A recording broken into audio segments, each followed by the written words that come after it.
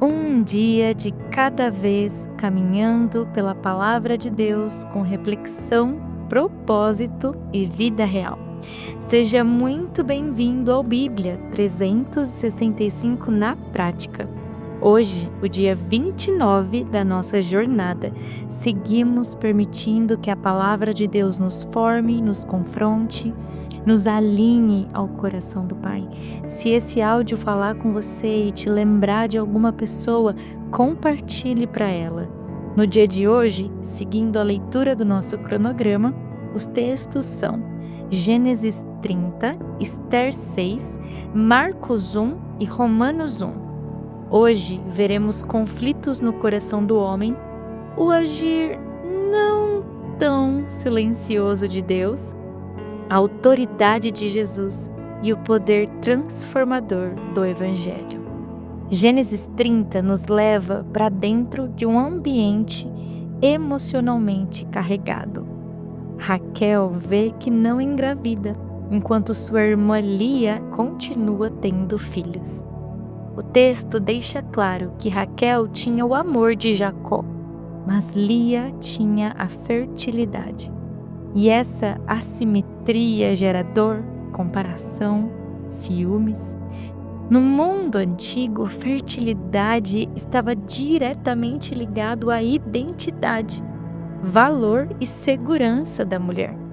Não gerar filhos não era apenas uma frustração pessoal, mas uma ferida social e espiritual. Por isso, a reação de Raquel não é fria ou racional. Ela é intensa, desesperada e emocionalmente sobrecarregada. Raquel chega a dizer: "Dá-me filhos, senão morrerei." Com essa comparação que ela tinha com a irmã, ela entra em uma angústia profunda. Diante da dor, as irmãs entram em uma disputa.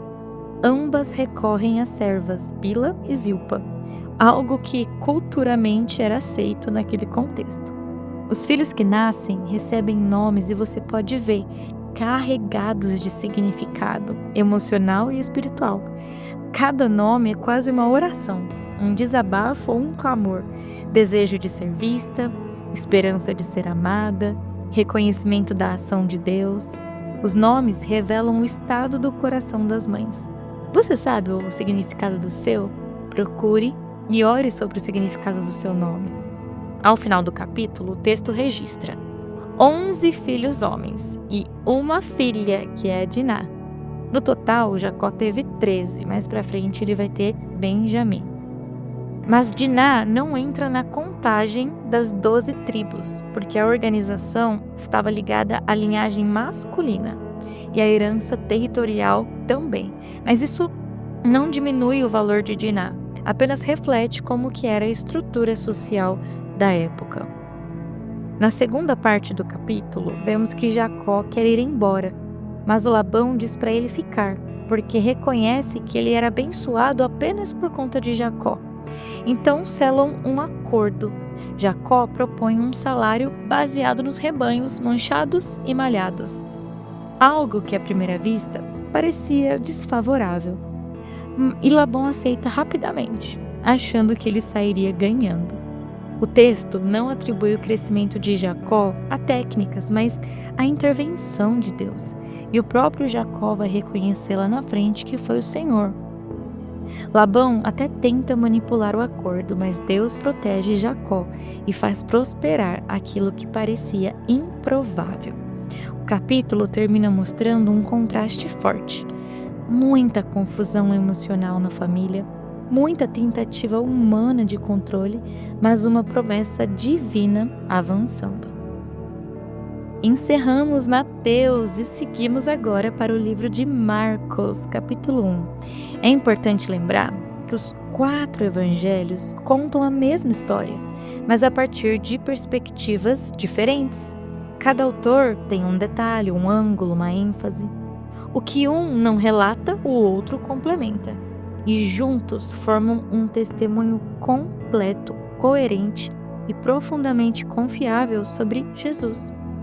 Diferente de Mateus, que começa com genealogia, Marcos começa direto na ação. Ele não apresenta a origem familiar, mas o início público da missão de Jesus. Marcos, você vai ver, ele escreve com urgência, movimento, foco no que Jesus faz, não tem muitos detalhes assim das cenas. O Evangelho já começa citando os profetas, especialmente Isaías, apresentando João Batista como aquele que prepara o caminho. João surge no deserto, com uma vida marcada por consagração. As vestes simples, a alimentação curiosa, uma mensagem direta. O estilo de vida de João Batista era profético. Ele traz o chamado ao arrependimento. O seu batismo era de água, você vai ver, símbolo de arrependimento e mudança de vida. João deixa isso claro ao dizer que alguém maior viria depois dele e que esse batizaria com fogo, que é o Espírito Santo. O batismo de João prepara o coração. O batismo de Jesus transforma o interior. Água aponta para arrependimento. O Espírito aponta para uma nova vida e poder. Quando Jesus aparece, ele é batizado e imediatamente o texto mostra 3 coisas. O céu se abre, o Espírito desce e o Pai declara o seu amor pelo Filho. Em seguida, Jesus é levado ao deserto para ser tentado. Marcos não descreve nenhum detalhe da tentação de Jesus. Marcos enfatiza: Jesus tem autoridade espiritual real. O livro de Marcos mostra que os espíritos malignos conhecem, sabem quem Jesus é. Um deles até diz: "Eu sei quem tu és, ó Santo de Deus." Isso revela que a identidade espiritual de Jesus é conhecida no reino invisível. Outro destaque importante de Marcos é o ritmo espiritual de Jesus. Mesmo com multidões, curas e demandas constantes, Jesus acordava cedo para orar. Ele sabia que não podia perder tempo. Ele até declara: "Vamos a outros lugares, eu preciso pregar. Foi para isso que eu vim." Ele tem foco, intencionalidade e clareza de propósito. 3 vezes neste capítulo, Jesus pede silêncio sobre quem ele é ou sobre os milagres realizados. Jesus não queria ser seguido apenas por milagres ou sensacionalismo. A multidão frequentemente distorcia sua missão, tentando reduzi-lo a um curandeiro, líder popular. Jesus sabia que sua identidade só poderia ser plenamente compreendida à luz da cruz. Não era hora de fama, era hora de formação. Marcos 1 nos apresenta um Jesus cheio de autoridade ao curar enfermos, ao expulsar demônios, profundamente espiritual, compassivo, mas firme quanto ao propósito. Seguindo para Esther 6, é um daqueles capítulos em que Deus não fala, mas age de uma forma tão clara que é impossível não percebê-lo. E a gente, com a leitura da Bíblia, a gente vai percebendo os padrões do caráter de Deus. A noite, nesse capítulo, começa com algo simples, porém decisivo. O rei não consegue dormir. E, gente, isso, insônia real, nunca é acidental. Não é ansiedade comum, é providência. O rei manda buscar o livro dos feitos memoráveis, os registros oficiais, do reino. Entre tantos acontecimentos importantes, o que o rei lê? O ato de Mardoqueu, que havia salvado a vida do rei ao denunciar uma conspiração para matá-lo. O rei percebe que Mardoqueu não foi honrado e decide honrá-lo. E então vem uma ironia do texto. Amã vai em direção ao palácio para pedir autorização para matar Mardoqueu ou Mordecai. O céu e a terra se cruzam nesse instante. Quando Amã entra, o rei pergunta: o que se deve fazer ao homem a quem o rei deseja honrar? O ego de Amã era tão grande que ele pensou que estava falando dele mesmo. Então Amã descreve uma honra exagerada, pública, sem imaginar que tudo aquilo era para o homem que ele odeia. Então vem o golpe silencioso de Deus. Amã recebe a ordem de honrar Mardoqueu exatamente como descreveu. E não apenas isso, ele mesmo tem que vestir Mardoqueu, o conduzir pela cidade e gritando que este era o homem a quem o rei desejava honrar. Amã volta desolado e todos reconhecem que se Mardoqueu é judeu, Amã certamente será derrotado.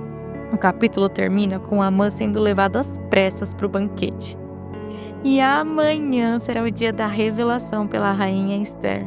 Entenda, o orgulho cega, a honra verdadeira vem de Deus e o céu nunca está atrasado. Quando parece que nada está acontecendo, Deus pode estar apenas virando a história enquanto todos dormem. E para finalizar, encerramos Atos e seguimos para Romanos. Paulo escreve esta carta durante sua terceira viagem missionária lá em Corinto. Isso foi antes dele ser preso, então ele nunca tinha visitado Roma. O vínculo entre Paulo e a igreja de Roma nasce exclusivamente do Evangelho. Ele nunca tinha visto aquele povo. Paulo os conhece pela comunidade da fé, pelos testemunhos que se espalharam do que acontecia em Roma. Mesmo assim, ele expressa o seu amor, o desejo de comunhão. Ele não gostaria apenas de visitá-los para fortalecê-los, mas também ser fortalecido por eles. Quando Paulo finalmente chega a Roma, anos depois, como vimos agora em Atos, ele não chega como missionário livre, mas como prisioneiro. Ainda assim, o plano de Deus não falha. A carta já havia cumprido seu papel e a mensagem do reino continuou avançando. E de verdade, leia a abertura dessa carta. Ela é incrível, tem tantas coisas que dá para esmiuçar de cada palavra. Paulo, ele se apresenta como servo de Jesus, chamado para ser apóstolo, separado para o Evangelho de Deus. Nessa introdução, ele traz coisas profundas. Ele diz que o Evangelho não é invenção humana. Ele diz que Jesus é descendente de Davi, que Jesus é declarado Filho de Deus com poder pela ressurreição. Essa introdução resume tanta coisa. Leia com atenção Romanos 1. O versículo 16 é o coração dessa carta. Paulo diz: não me envergonho do Evangelho, porque é o poder de Deus. Por favor, leia e decore o versículo 16 e 17 de Romanos 1. É muito profundo. Ele está declarando isso para Roma. Lá era o centro do poder, da filosofia do império. Declarar isso era uma afirmação ousada. Ele afirma que o Evangelho é o poder de Deus para a salvação de todo aquele que crê. Não é discurso, não é moral, é poder que transforma. E Paulo encerra descrevendo a condição humana sem Deus. E o problema central não é a ignorância, mas a rejeição consciente. Paulo mostra que eles trocaram a verdade pela mentira, a glória de Deus por ídolos, o Criador pela criação, e como consequência, Deus os entrega às escolhas do próprio coração. É o resultado de uma recusa persistente. Aqui, Paulo não está condenando pessoas específicas, mas mostrando que todos precisam do Evangelho. Romanos 1 prepara o terreno para a grande afirmação da carta: ninguém é justo por si mesmo. Todos dependem da graça. Romanos começa nos lembrando que o Evangelho não é apenas algo que cremos, é algo que nos alcança, nos une e nos transforma.